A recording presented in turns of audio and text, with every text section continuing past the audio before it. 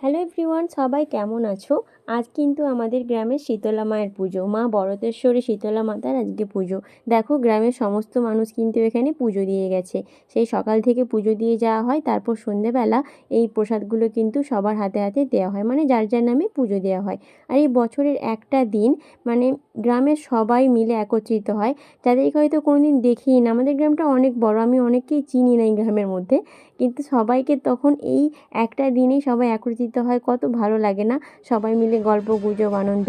আর দেখো, এখন চলছে বাতাসা ঘড়ি লুট। বাতাসা ঘড়ি লুট কিন্তু ভীষণ সুন্দর লাগে। চারিদিক থেকে বাতাসাগুলো ছড়ানো হচ্ছে, সাথে সবাই কিন্তু মিলেমিশে কুড়োচ্ছে।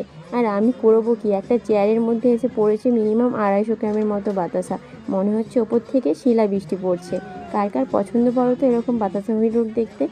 খুব সম্ভবত অষ্টম প্রহর, নিশি প্রহর বা এরকম দেশ পুজোতে বেশ কিন্তু এরকম হই লুট হয়। তো চলো এখন মায়ের খিচুড়ি ভোগটা খেয়ে নেওয়া যাক।